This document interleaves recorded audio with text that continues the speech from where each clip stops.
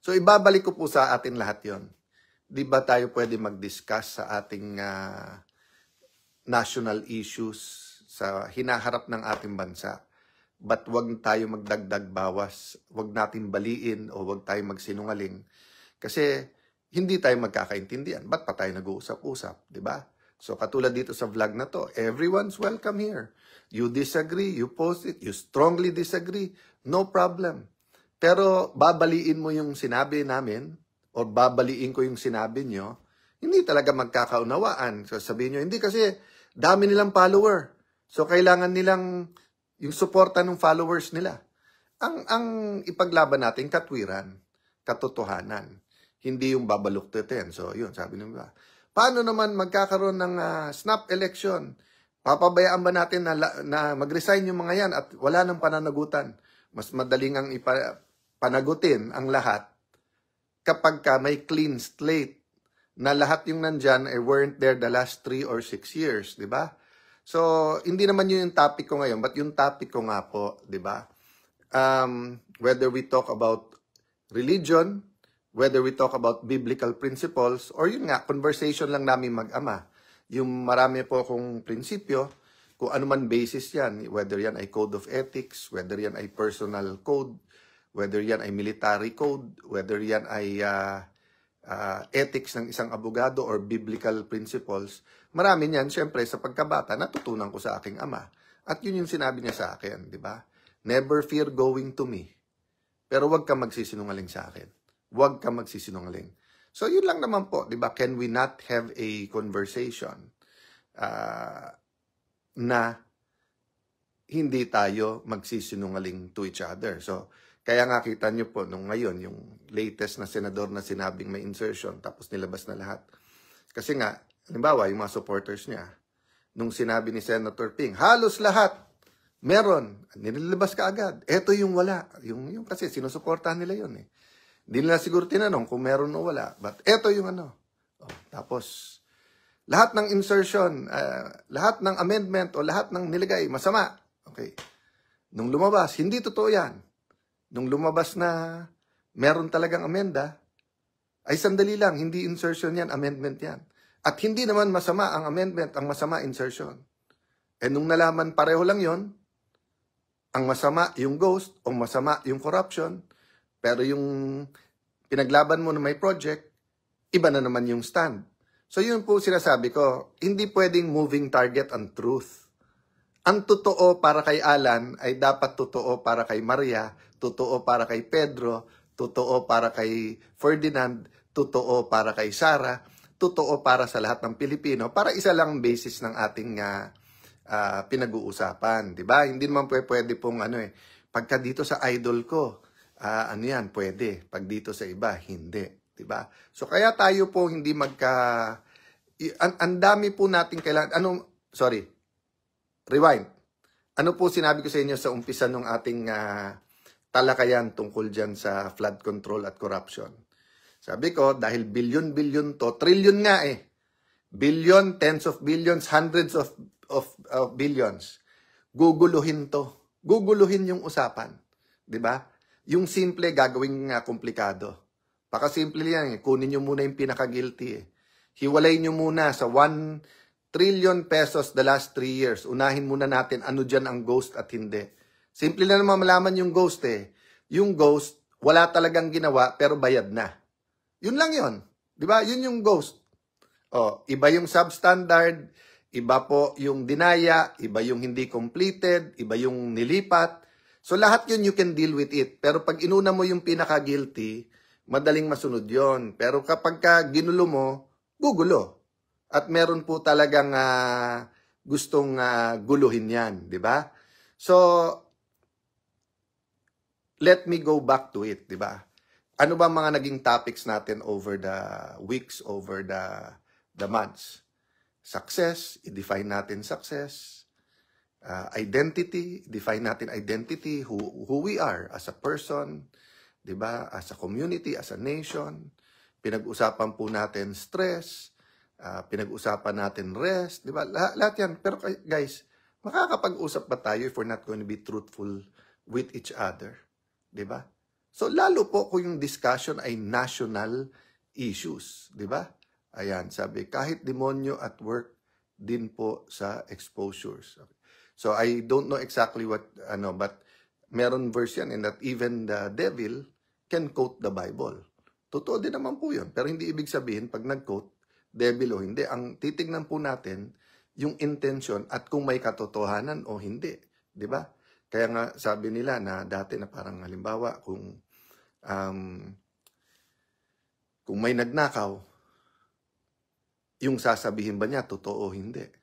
Eh syempre magnanakaw, kung tatanungin tungkol sa nakaw niya, malamang hindi. Pero hindi naman ibig sabihin na lahat ng sasabihin niya hindi totoo. That's why nga po, may science nung cross-examination at saka nung batas, di ba? So yun po yung ating tinitignan, di ba? So, kung makikita nyo po, sa 1 trillion po na budget, flood control pa lang yun,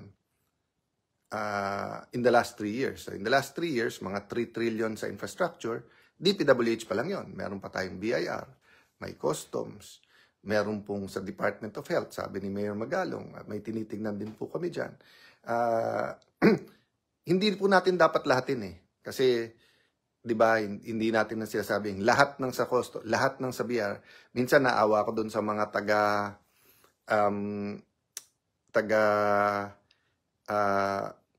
yung sa airport, di ba, pagka nandun sa immigration, kasi pag may issue, minsan nalalahat. Nung nasa DFA ako, we work closely with them for many issues, national security, sa mga foreigners, yung human trafficking. So there's a lot of good people, di ba? Whether that's customs o ganyan. Kaya lang nga, pagka hindi na-expose ka agad, gumugulo. So that's what I'm saying. We have to have an honest and to goodness conversation with everyone. Those who joined us lang ngayon, yung tinatanong pa, may mangyayari ba bukas? Wala po kaming session bukas kasi po kami. So October 10 pa ho. At October 10 ho, birthday ni Cheese. Yon. So binibiro ko lang ho kanina yung sinasabi ko kasi ko ng asawa ko kung ano sinasabi ko. Sinasabi ko, hindi ako ang may birthday sa October 10. Pareho kaming October ang birthday. Ako po end of the month pa, 'di ba? Okay, so Atelia Pelaez. Cathy De Villiers, how are you? Good evening. Shout out sa ating mga kabataan sa buong Taguig at buong Pilipinas. Archie Ang, good evening sa iyo. Yan. So, we're watching from Finland. Yan, si Winshoni Palomaria. Ganda daw dyan sa inyo. I think I've never been. Diba? Ang yaman ng Pilipinas pero di ramdam ng Pilipino. Nili Bates, thank you very much. Alam nyo po, may nagpre-pray sa amin, American pastor. Sabi nga niya, ang nakita niya isang bowl, pero butas-butas. At nakikita niya, ang nilalagay sa bowl or laman ng bowl, parang liquid gold or parang oil, ibig sabihin kayamanan. February niya po sinabi to ha. Pero sabi niya, butas-butas. At ang problema, ang bumutas, yung dapat nagbabantay. Yung dapat namamahala, nagmamanage dun sa bowl na yon. So sabi niya, dahil dun, may gagawin ang Diyos. Pero wag mangamba kasi kasama sa pag-uusig, yung revival. Diba? February sinabi sa amin yon. So, there's great opportunity dun sa gulong nangyayari sa atin. Opportunity for a turning point, opportunity for repentance, opportunity not only for reform but renewal, yung sistema natin, yung kultura maayos. So, good evening everyone. Kahit napakarami tayo ngayon, good morning na pala, no? So, prayers of blessings this week na parati tayong mag-submit na kung ano will ng Panginoon. Gusto ko lang din pong hingin dun sa mga kasama natin ngayon kung meron pong, parati yan po sa mga inner circles natin, there's someone hurting, di ba? Whether it's because of physical relation, whether it's because may sakit, whether it's because of job o financial, or may maling ginawa na gustong itama, di ba? So, pag-pray po natin parati and let's always be a person willing to listen to the other. Siguro dudugtong ko yun, di ba? Sabi ko kanina, we can have a conversation, pero kailangan honest. Kasunod sa honest, kailangan naman hindi iisa lang nagsasalita. Kailangan we listen to each other. Sabi ni Nili Bates, ang yaman pala ng Pinas pero di ramdam ng Pilipino. I agree po, I agree. Ang masakit din po ramdam nung ilan, iilan, pero marami hindi. At dun sa ilan, yung iba naman, hard work talaga, pero yung iba, kung saan talaga nanggaling. Shout out, Odi Katienza at mga kasama sa Japan. Yan. Ruel Odvina. So, good evening. Please, continue to focus prayers, continue na tutukan ang mga event sa ating bansa kasi malaking opportunity to sa tunay na pagbabago. God bless you. Good night po sa inyong lahat. Good evening. Magandang gabi po. Happy Sunday night. Kamusta po ang inyong weekend? Every weekend po, I really hope that those who have time po, di ba, will really actually make time, di ba? Make time to be with God. If you have time and the opportunity, of course, to be physically present sa isang church, iba pa rin po talaga kasi yung community eh. Kasi ang church po ay isang community, isa kayong body, isang body, di ba? At ang church po ay hindi lang yung physical building. And then, of course, sa family, di ba? Kasi nga, part nung day of rest, yung galing po pa sa Old Testament yan, na after 6 days of work, yung day of rest yan is also day of teaching and be together with family members. At kasama doon yung pagpapasa ng oral tradition. Ryan Jaso, shout out. Rosie, Ella, hello. Dino Robert, hello sa iyo. Loro Idnar, Pete Valdez, maadyong gabi sa kaninyong tanan dyan sa Bohol. Shout out sa iyo, Rose Ednave. So, sa pagbabati ko po sa inyo, di ba? I'm really hoping you had a good weekend, but I'm always mindful na marami po sa OFWs natin po. At actually, even sa Pilipinas, no, marami po sa ating mga kababayan, kahit Sunday nagtatrabaho. So, limited pa rin yung time, pagod pa rin. At yung iba naman po na OFWs, kahit may time sa Sunday, either yun lang ang kanilang time, kaya busy din, at yan lang talaga yung pahinga, o kaya, what I meant by that is that their families are here. So even if may time sila, buti nga ngayon may cellphone na at saka may mga lugar na free internet, kaya kahit papano makakapag-usap. But some are working even sa weekend. So I'm just mindful for that para we can continue to thank God for them. So as usual, we start by asking each other, saan tayo nagpapasalamat sa Panginoon, di ba? Rick Fernandez, shalom. Shalom, yan. So mga nasa Israel nating kababayan, magandang araw sa inyo. Mga kababayan natin nasa Kingdom of Saudi Arabia, nasa Brunei, nasa Dubai, sa Qatar, sa Kuwait. Ito, si Tong TV Vlog, nasa Kingdom of Saudi Arabia. So, assalamualaikum sa mga kapatid natin, Luzon, Visayas at Mindanao, no? Of course, bago mag 12 o'clock sa World Teachers Day, gusto ko lang acknowledge lahat po ng teachers. Lahat po tayo ay produkto ng sino man naging teachers natin. Yung professional teachers, ibig sabihin po yung sa kindergarten, sa elementary, high school, yung mga nag-college, yung mga nag-TESDA or technical education. But syempre din po, yung iba naging teacher nila, yung pare, yung imam, yung pastor, ministro nila, naging teacher nila, kuya o ate nila. So kami, produkto din po kami ng mga teachers kasi ang aking pong lola, si Juliana Cabrera Luna, ay isa pong public school teacher her whole life. Ang aking pong mother, si Sandra or Sandy Shram Cayetano, ay isa naman pong school directress, art teacher. May master's degree po siya sa pagtuturo at siya po ay teacher din po. Mocha Uson, how are you, Mocha? Magandang gabi. Happy weekend sa inyo. Rosita Cangrejo, Aida. Yan. So guys, ang dami nagtatanong, may mangyayari ba bukas sa Senate? Dahil sa Monday, okay. Parating may nangyayari sa Senate. Pero bukas po, kung tinatanong nyo yung sesyon, wala po kaming sesyon. Kaya maraming medyo natatawa ko yung mga grupo na ayaw sa atin, sa grupo natin. Panay post. Be alert. Pigilan natin. Mag-ano tayo dito? Sa Monday, may balak po sila. Wala po kaming sesyon. Naka-adjourn po kami hanggang October 10. And then, may usapan na po kami sa October 10. Yun ang abangan nyo po, October 10. Bakit nyo abangan? May usapan po kami, hindi po ako si Cheese. Lilinawin ko, ayan, si Mocha nakikinig. Almost 1,000 na tayong nakikinig. Ayan, Mila Vinegro. Brother Romel, nasa Kingdom of Saudi Arabia, God bless you. Thank you po sa covering us with prayer. So, I was in the middle of saying sa October 10, doon kami may sesyon. At may usapan na kami ni Senator Cheese. Si Senator Cheese ang usapan namin, hindi ako.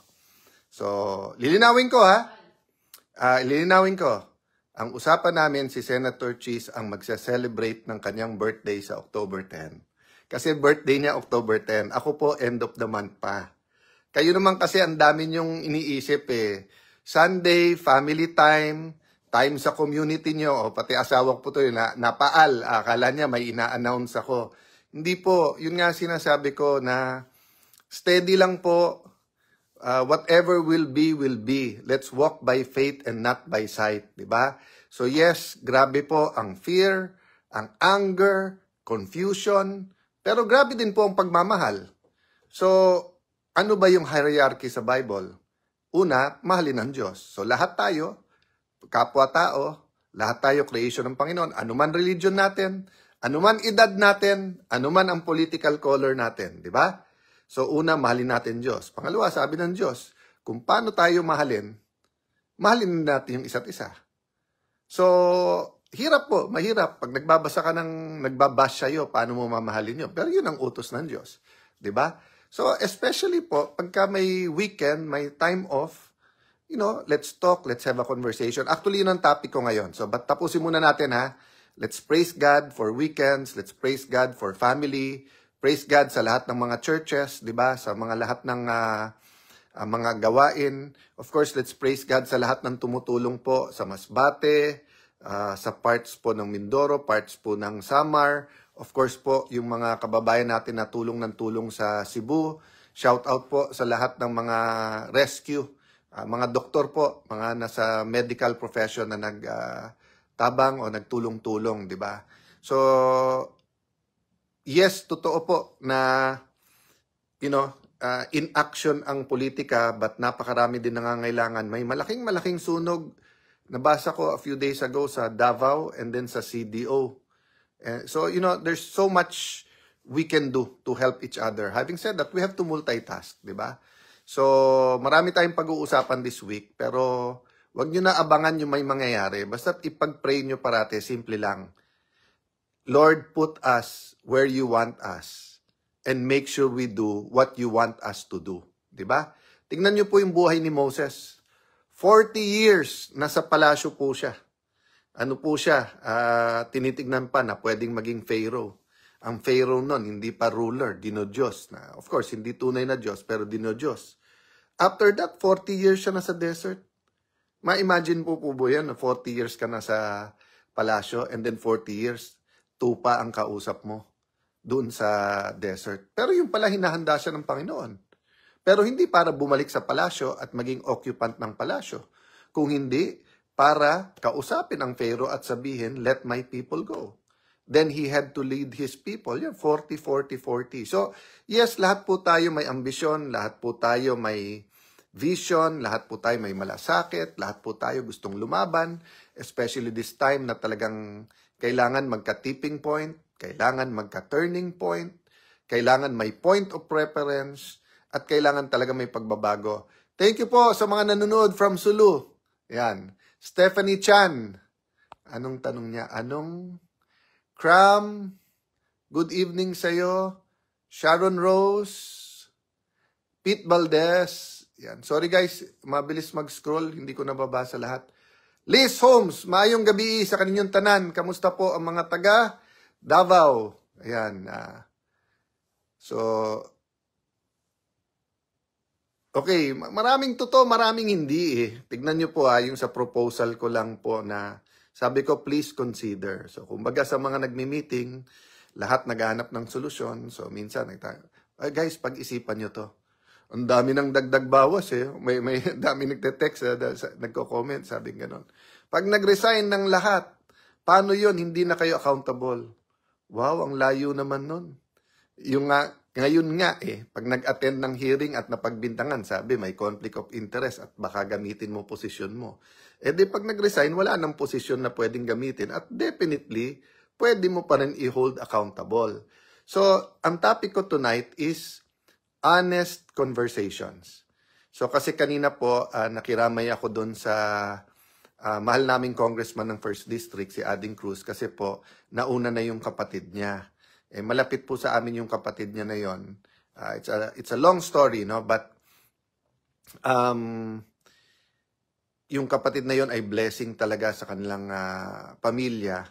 May kapansanan po siya Tapos nung bata yon, sinabi nga na usually hanggang 21 years old lang. Pero pag lumampas, so umabot siya ng 60 years old at yun ay talagang very close dun sa mga close sa pamilya na yon. Ako 1984 ko pa sila kilala.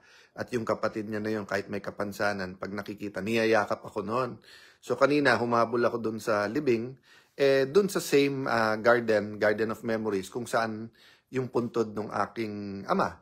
Tapos yung aking uncle, so dun sa nakakakilala sa akin na Peter or Alan Peter. Kaya po kami Peter dahil Pedro po lolo ko. Pedro Santiago Cayetano. So ang usapan ng tatay ko at mga kapatid niya, lahat ng firstborn na lalaki sa pamilya ay may Peter or Pedro. That's why may pinsan ako sa US, Peter James. May pinsan ako sa San Francisco, Pedro yon, pero Jojo ang palayaw. Yung uncle ko po, yun ang junior, Peter. So nakita ko po yung post ng anak niya naman si Peter Alan, na happy birthday dad. Kaya pagdaan ko kanina, yon nga, nakita ko October 2. So naalala ko tuloy yung turo ng dad ko. So minsan kasi nung pinapagalitan niya ako, sabi niya, anak, kahit gaano kasama, kahit anong kasalanan, kahit anong problema, kausapin mo ko, pero never ka magsisinungaling sa akin.